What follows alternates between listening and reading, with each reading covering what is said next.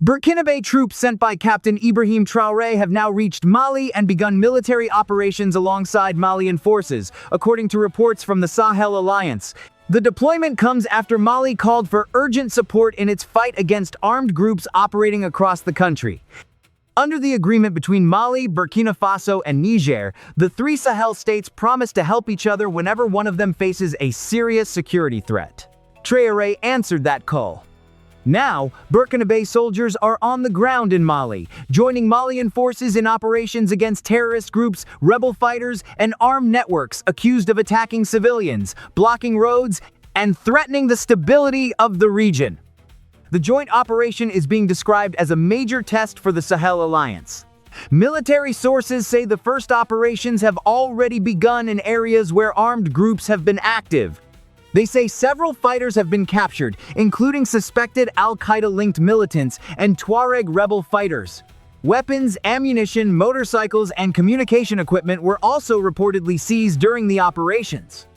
The message from Burkina Faso's leader is clear. There will be no mercy for groups that attack civilians, threaten villages, or try to divide the Sahel. Traoré has built his image as a leader who takes a hard line against armed groups. By sending troops to Mali, he is showing that his fight does not stop at Burkina Faso's borders. He sees the security of Mali, Burkina Faso, and Niger as one struggle. For him, if Mali is under attack, then the whole Sahel is under attack. The arrival of Burkina Faso troops has given new confidence to Mali's military government. Bamako has been under growing pressure after deadly attacks by armed groups in central and northern Mali.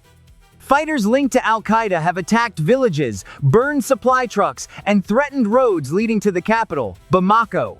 Tuareg rebel groups have also increased pressure in the north, where they accuse the Malian government of trying to control land they see as their own. But with Burkina Faso now joining the fight on Malian soil, the balance may be shifting. Reports from the battlefield say some rebel fighters have started surrendering after coming under heavy pressure from joint forces. Others have been captured during raids and search operations. Security officials say the rebels are now facing a stronger and more coordinated response. Instead of fighting Mali alone, they are now facing the combined force of Sahel allies. One military source said the operation sends a powerful warning. Mali is not alone. Burkina Faso is here, Niger is watching, the Sahel Alliance is ready to fight together. For the armed groups, this is a dangerous new reality. For years, fighters have used the borders between Mali, Burkina Faso, and Niger to escape after attacks. They would strike one country, then move into another. They used remote areas, forests, and desert routes to hide from national armies. The Sahel Alliance wants to end that advantage. By working together, the three countries hope to close the space used by armed groups. They want to stop fighters from escaping across borders. They also want to protect roads, villages, and supply routes that have been attacked repeatedly. In Mali, the focus is now on restoring control in areas where the state has been weakened. The government wants to reopen roads, protect food convoys, and reassure civilians that armed groups will not be allowed to surround towns or threaten Bamako. Recent attacks on supply trucks caused fear that food and fuel routes to the capital could be disrupted. Fighters had tried to create panic by burning vehicles and warning that Bamako and Kati could be placed under siege. The arrival of Burkina Faso troops is meant to break that pressure.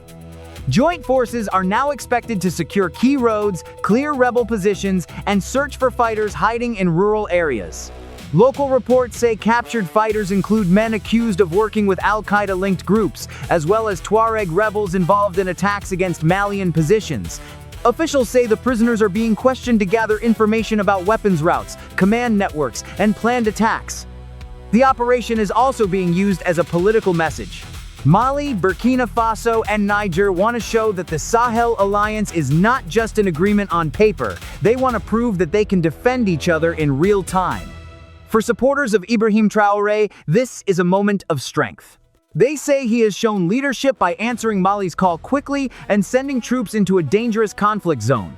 They believe his hard approach is necessary because armed groups have shown no mercy to civilians. Many people in the region are tired of attacks, kidnappings, roadblocks, and village massacres. They want strong action. They want roads reopened. They want markets protected. They want schools and farms to return to normal. To them, Traoré's decision is not only a military move, it is a symbol of Sahel unity. But the operation also carries risks. Armed groups in Mali have survived many military campaigns before. Even when they lose fighters or territory, they often regroup and return. They use ambushes, mines, surprise attacks, and local networks to continue fighting. This means the joint operation may be difficult and long.